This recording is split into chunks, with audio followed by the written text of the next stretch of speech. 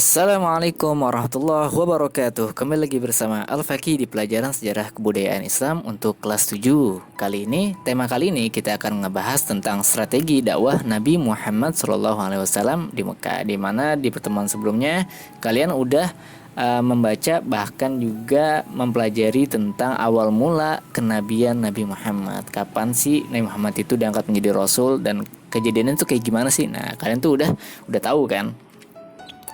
Oke, yang pertama, ketika Rasulullah sudah menjadi nabi, nah di sini Nabi Muhammad itu mendapatkan tugas untuk menyebarkan agama Islam. Yang pertama, strategi yang dilakukan oleh Nabi Muhammad di Mekah itu adalah dakwah secara sembunyi-sembunyi.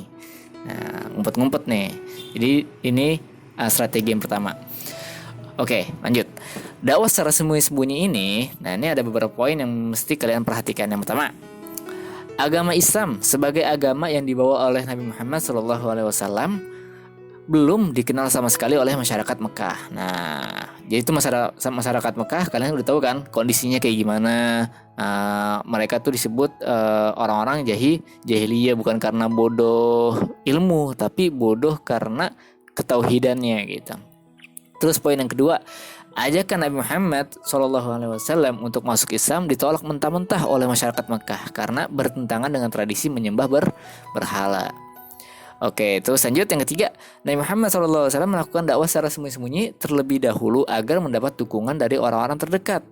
Nah, perintah dakwah secara sembunyi-sembunyi ini disebutkan dalam Quran surat Asy-Syu'ara ayat 215.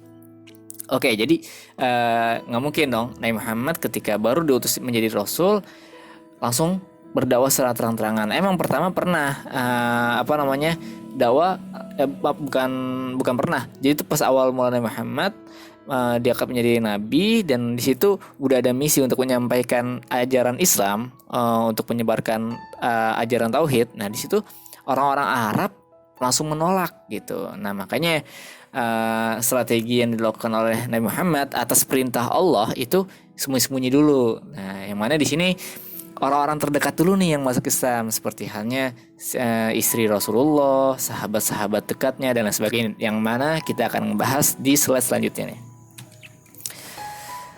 Oke, poin-poinnya lagi nih. Yang pertama, jadi dakwah secara sembunyi-sembunyi di Mekah itu Rasulullah berlangsung selama 3 tahun. 3 tahun tuh sembunyi-sembunyi aja dakwahnya. Terus siapa aja sih orang yang pertama kali masuk Islam? Nah, di sini ada Khadijah, Ali bin Abi Thalib, ada Zaid bin Harisah. Nah, ini tipe banyak nih. Nah, yang mana di sini? Oh enggak, ulang. Sorry. Di sini ada Khadijah, Ali bin Abi Thalib, ada Abu Bakar maksudnya nih. Ini tipe banyak ini ya. Entar saya benerin ya.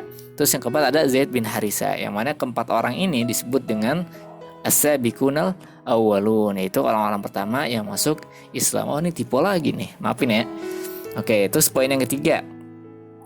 Nah, setelah tadi tuh orang-orang yang awal-awal tadi masuk Islam, mulai diikutin tuh ada Utsman bin Affan, Abdurrahman bin Auf, Zubair bin Awam, Sa'id bin Abi Waqqas, Thalhah bin Ubaidillah, Abu Ubaidah bin Jarrah, Arqam bin Abil. Ya, pokoknya itu Rasulullah berdakwah secara sembunyi-sembunyi, itu ngajak orang-orang terdekatnya dulu, yang mana di sini sedikit demi sedikit mulai banyak yang masuk Islam. Nah, selama dakwah secara sembunyi-sembunyi, ini kegiatan dilakukan di rumah Arqam bin Abil Arqam. Nah, ini ada seorang sahabat namanya Arqam bin Abil Arqam ini, itu kegiatannya itu dilakukan di rumah si Arqam. Jadi ketika diskusi, ketika menyampaikan ajaran Islam, nah itu semua kegiatannya yang dilakukan di rumah Arqam bin Abil Arqam. Nah, ini kalian harus ingat nih, siapa yang namanya Arqam bin Abil Arqam, karena biasanya sering keluar ketika ujian atau ulangan. Oke, itu mengenai dakwah secara sembunyi-sembunyi. Sekarang dakwah secara terang-terangan. Nah, ini strategi yang kedua. Oke, kita bahas ya.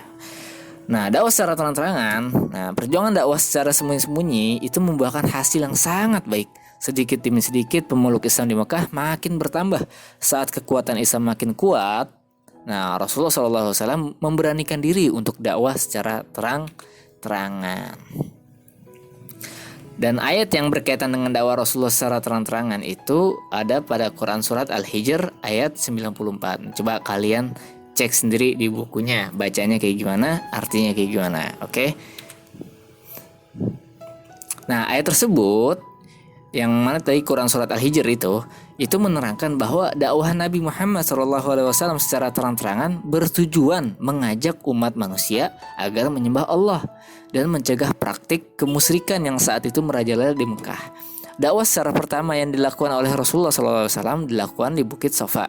Di sana Nabi Muhammad SAW mengumpulkan masyarakat Mekah, kemudian melakukan ajakan secara terbuka untuk masuk agama Islam. Oke, ini kita lanjutin dulu bacaannya ya.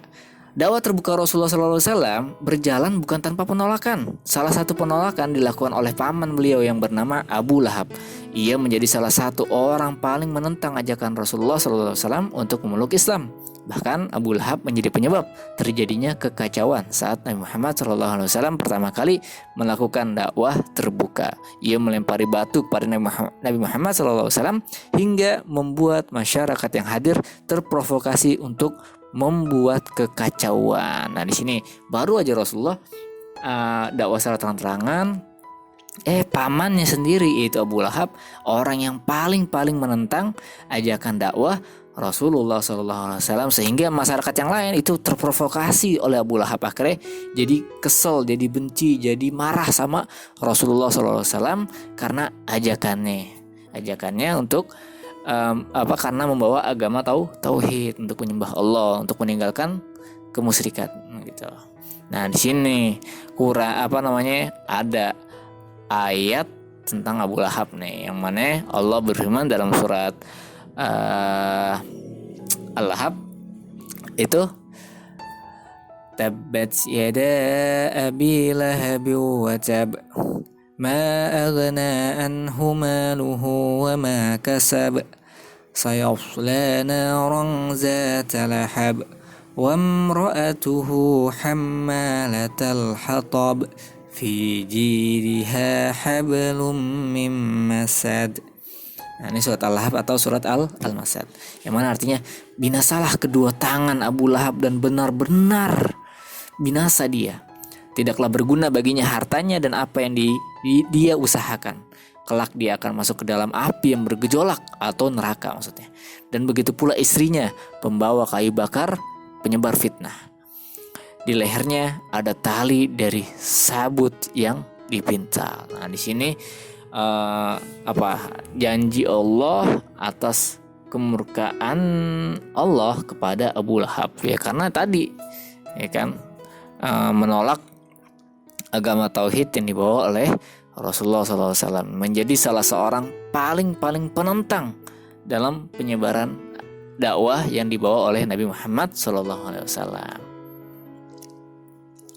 Oke, lanjut. Salah satu orang yang mendukung dan melindungi Rasulullah SAW berdakwah secara terang-terangan adalah pamannya Abu Thalib, meskipun tidak mau masuk Islam. Nah, di sini Abu Thalib kita tahu kan, itu Abu Thalib adalah paman Rasulullah yang sedari kecil udah ngerawat Rasulullah dari umur kisaran 8 tahunan kan, ketika kakeknya meninggal, yaitu Abdul Muthalib. Sampai udah tua banget itu Abu Thalib masih ngebelain Rasulullah SAW. Dukungan yang diberikan Abu Thalib tersebut tidak membuat kaum kafir Quraisy menerima begitu saja ajakan Nabi Muhammad SAW untuk memeluk Islam. Mereka merasa tidak terima atas dakwah Rasulullah karena kepercayaan mereka dalam menyembah berhala secara turun-temurun ditentang oleh Rasulullah SAW. Mereka berambisi menggagalkan dakwah Rasulullah SAW di Mekah. Oke, jadi sini orang-orang Arab tuh masih kekeh pengen tentang ajakan dakwah Rasulullah SAW. Meskipun ada yang ngebelain, yaitu siapa ya? Abu Thalib. Nah, Abu Thalib ini termasuk orang yang dituain, termasuk orang yang dihormatin di kalangan masyarakat Arab pada saat itu. Segala cara yang dilakukan agar dakwah Nabi Muhammad SAW terhenti, salah satunya dengan merayu Abu Thalib untuk meminta Nabi Muhammad SAW menghentikan dakwahnya. Namun usaha mereka gagal karena Abu Thalib menolak permintaan mereka. Karena cara tersebut tidak berhasil, mereka menggunakan cara sendiri dengan mengolok-olok ajaran Islam, menyebar pernyataan-pernyataan yang membuat orang lain ragu, hingga membandingkan ayat-ayat Al-Quran dengan syair-syair buatan mereka, ataupun dongeng-dongeng orang-orang terdahulu. Nah, di sini paham ya. Jadi Abu Thalib dirayu, Abu Thalib, itu dong ajakin, kasih tahu tuh ponakan lo biar nggak nyebarin agama yang aneh gitu. Kayak gitu dah. Nah, ini agama nenek moyang kita nih, nyembah berhala gitu. Tapi Abu Thalib nggak mau. Alhasil mereka menggunakan cara mereka sendiri, yaitu apa? Yaitu mengolok-olok ajaran Islam, nyebarin fitnah, terus ngebuat syair-syair untuk ngebandingin ayat Al-Quran. Karena Al-Quran itu adalah mukjizat terbesar Nabi Muhammad SAW. Kenapa? Al-Quran itu tuh punya sastra yang sangat tinggi, sastra Arab yang sangat tinggi. Nah, karena pada saat itu orang-orang Arab itu yang paling dihormatin adalah orang apa namanya? Yang jago karena bagusnya syair-syair mereka gitu. Makanya Al-Quran datang itu dengan sastra yang tinggi gitu untuk menandingi sastra-sastra mereka nih. Nah, mereka tuh pengen nandingin ayat-ayat Al-Quran walaupun nggak bisa gitu, walaupun kalah juga sastra mereka. Oke, lanjut ya. Meskipun banyak dari kaum kafir Quraisy melakukan penentangan terhadap Islam, Rasulullah SAW beserta seluruh pengikutnya tetap semangat dan gigih menyebarkan agama Allah Subhanahu wa taala. Dakwah yang terus dilakukan membuahkan hasil yang sangat baik. Salah satunya adalah Umar bin Khattab yang semula merupakan penentang utama akan ajaran Islam, akhirnya sadar dan masuk Islam secara luas tanpa ada paksaan. Sejak Umar masuk Islam, dakwah Rasulullah secara terang-terangan semakin kuat, dan ini nanti kita bahas di pertemuan yang selanjutnya tentang cerita gimana sih awal mulanya Umar bin Khattab itu bisa masuk Islam gitu. Wah, Umar bin Khattab nih ya termasuk pentolan kafir Quraisy gitu, paling muda tapi petingginya gitu, nggak ada takut-takutnya Umar bin Khattab gitu. Makanya ketika Umar bin Khattab masuk Islam, dakwah Islam di Mekah itu semakin terang-terangan disebarinnya gitu. Oke, itu dulu pertemuan kita pada kali ini. Jika ada pertanyaan silakan ajukan pertanyaan di kolom komentar. Kalau nggak ada ya udah. Cukup sekian, semoga bermanfaat. Wassalamualaikum warahmatullahi wabarakatuh.